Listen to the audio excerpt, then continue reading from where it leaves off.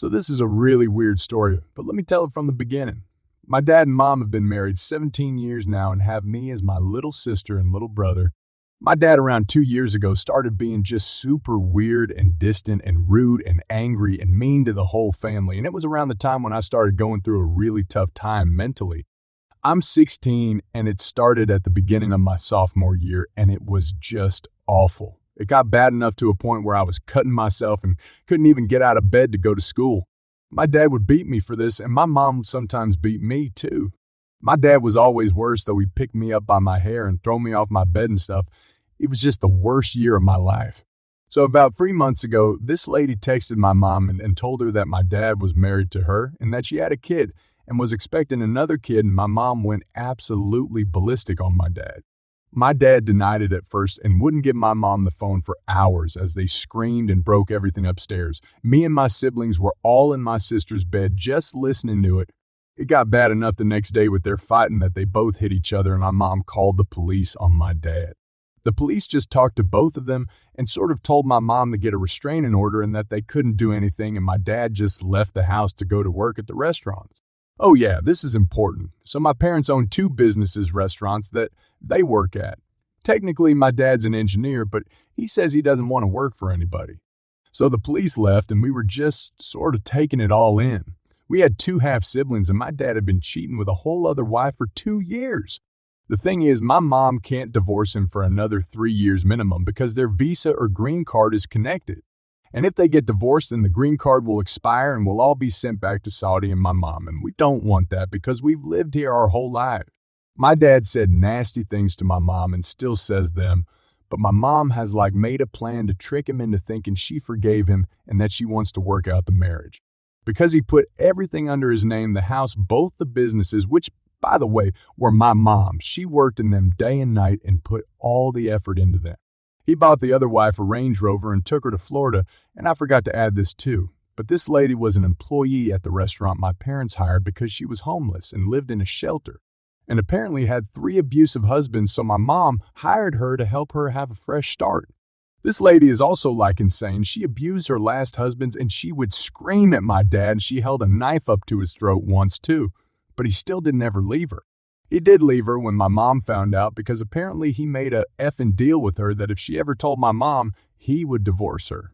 And also, he gave me the other wife's broken up Kia Soul when he bought her the Range, and I was super happy because I thought he really got me a car and stuff, but it was really just the other wife's old car.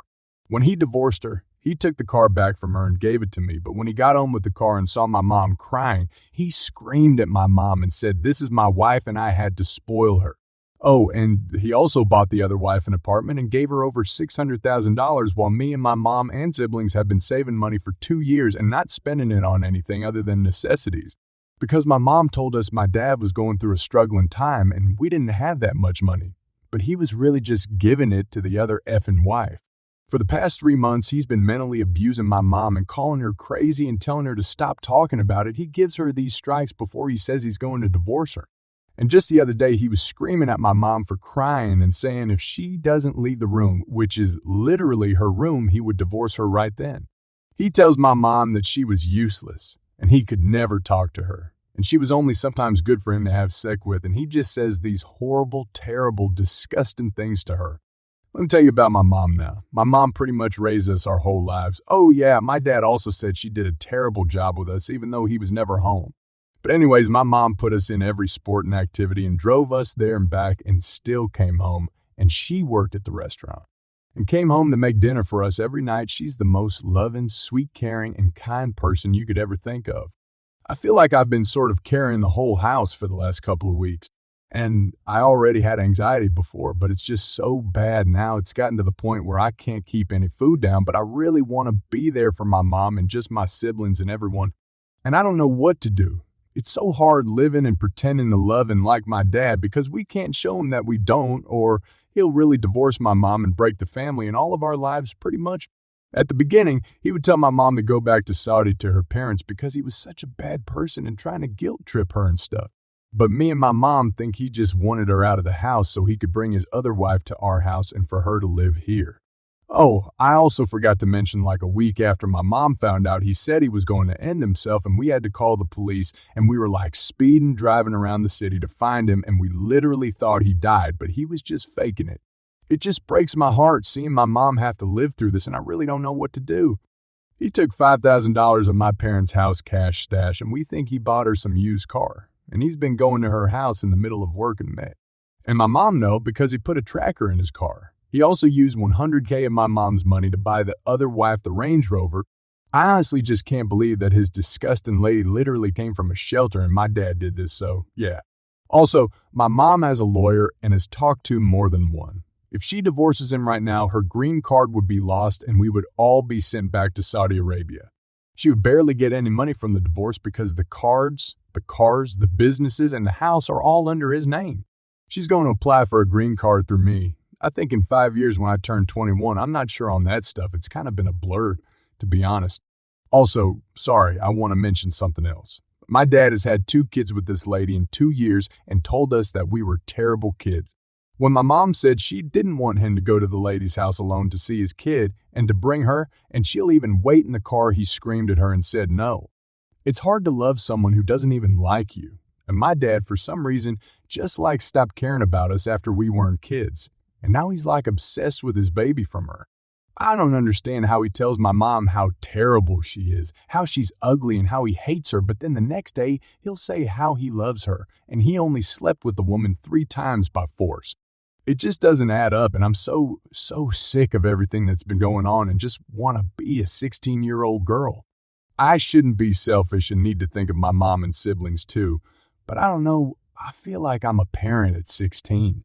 I told my mom I wanted to go shopping and if I could get some money from my dad, and she said I couldn't, even though the other lady clearly milked my dad of his money and I can't even get a cent from him. So yeah, sorry for this being so long, everyone.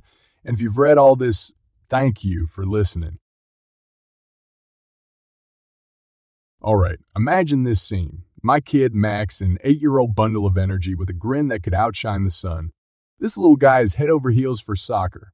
The kind of love that makes him eat, sleep, and breathe the game. And be in the hands. On Mom, I am. You bet I'm right there with him at every practice, cheering him on like he's the next big thing. So, we're at this regular practice. The sun beating down, and Max is tearing up the field. His moves are so good they make a seasoned pro jealous. Now, here's the twist. There's this mom, Karen. Yeah, we'll call her that because, honestly, she could be the poster child for entitled parents. She's got this older kid, Jake, a couple of years older than Max, who thinks he's the soccer king. Max gets the ball, dribbles past Jake like the kid's a statue, and I'm on the sideline doing my best impression of a proud soccer mom. The crowd is into it.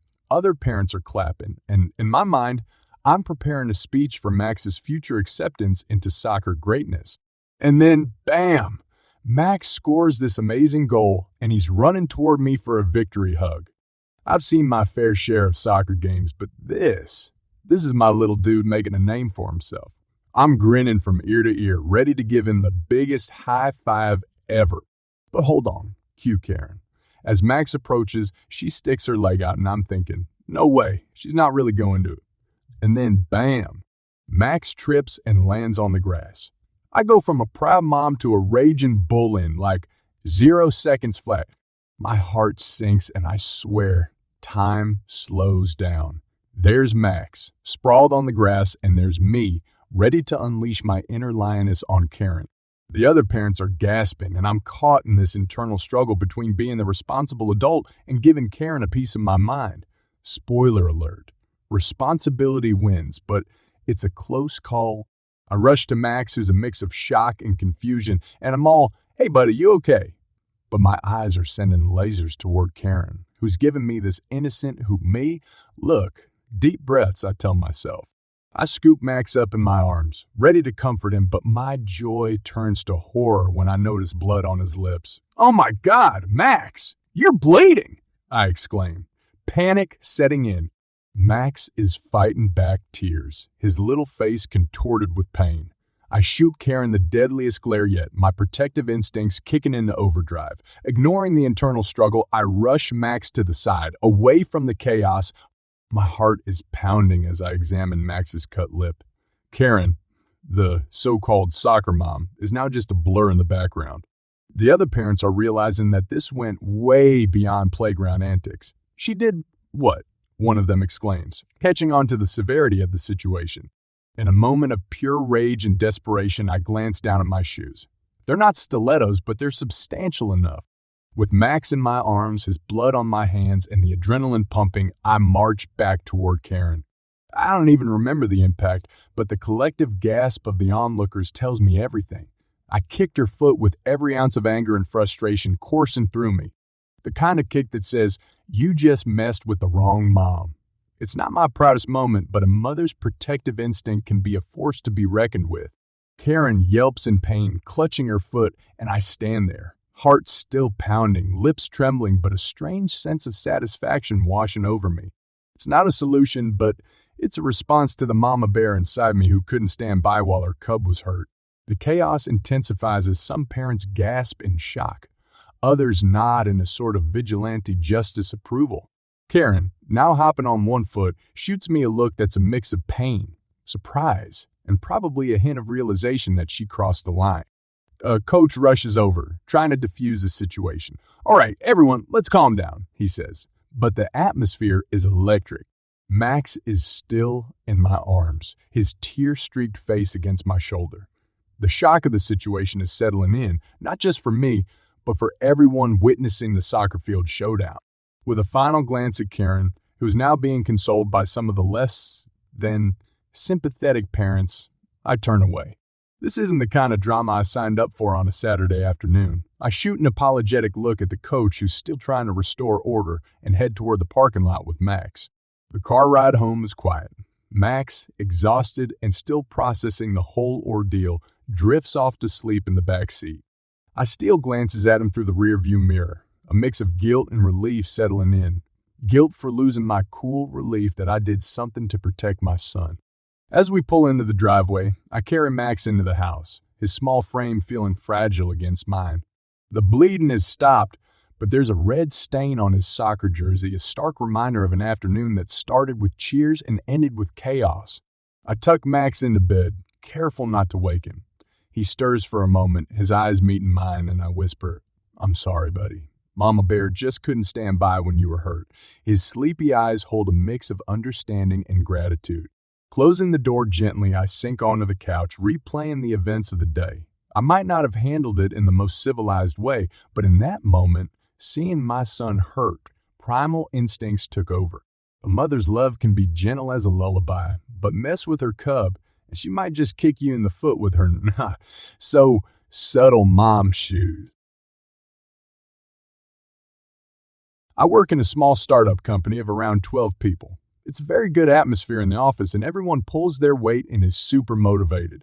However, our boss likes to micromanage us. Even though he has no expertise in any of our fields, marketing, design, accounting, especially us in marketing and design, suffer a lot from that, since he will make changes to our strategies post websites, sometimes without telling us, and then gets upset at us when the customer feedback is bad and we aren't reaching our predicted goals. So recently, he told us that the reason he thinks we aren't seeing enough results is because we are manipulating our hours and not actually putting in the work we should. Until then, we each wrote down our hours manually in an Excel sheet, but with the new time tracking tool, he would see how long we were working down to the minute. We also could only log in on our desk PC and previously approved home office devices, but not mobile, because if you are not at your desk, it is not work. After our initial shock passed and our boss left for the day, our manager called for a meeting and we came up with a plan. We would do as he says in the most just following the rules way possible. We would not engage in work-related conversations with him unless we are sitting at our desks and are clocked in. Any questions by him which are asked after we are clocked out will only be answered once we clock in again the following day. Every phone call, text message, or otherwise work-related things outside of the office would only be answered once there was an option for us to clock in, either next day in office or for some of us on our home office device. Since we no longer have the option to shift time manually, all work minutes and hours would be clocked exactly when they took place. Side note, in my country, weekends pay better. Sundays have to be paid double and working after 8 p.m. warrants additional financial benefits by law. Previously, if we needed to post something real quick or had a question, we would just add the weekend hours or late time to the upcoming Monday. Basically, out of goodwill. But no more of that. We would stop any independent activity, like posting on social media or writing an email, and would send him everything to approve before following through. After about a week, our boss was so fed up with this, he gave us the option to clock in from our mobile devices so he could get a more immediate response to his questions.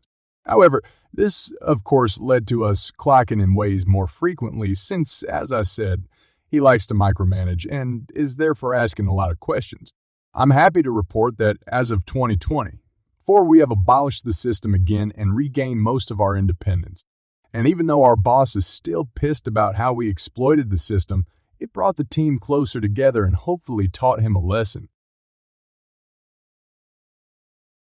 I was at Costco last month buying a crap load of heavy whipping cream, maple syrup, and half and halves. I was making my special drink that I always give out during the holidays. You know how Costco is that big section full of empty boxes for us to take? Well, yeah, I took a bunch of them and put my ingredients in them so I wouldn't have to manually put each one in my car. I was probably buying close to 20 of each, so I had enough to give all of my family, friends, co-workers, neighbors, etc.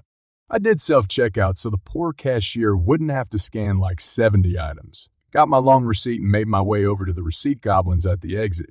At my Costco, most receipt goblins just glance at your cart and then just swipe your receipt. They're also lazy to count through it all. Well, the lady I had started off looking through my cart and seen what all I bought. After she realized how much stuff there was, she asked how many of these are there, while pointing to the box holding both heavy whipping cream and half cartons. To be honest, I couldn't even remember how many I bought, and so I just started manually counting each one in front of her. That's her job, but I didn't mind counting and helping her out. Now this is where she caught me off guard. Not even a couple seconds into me counting out loud, she snaps in a condescending voice, "I know how to count.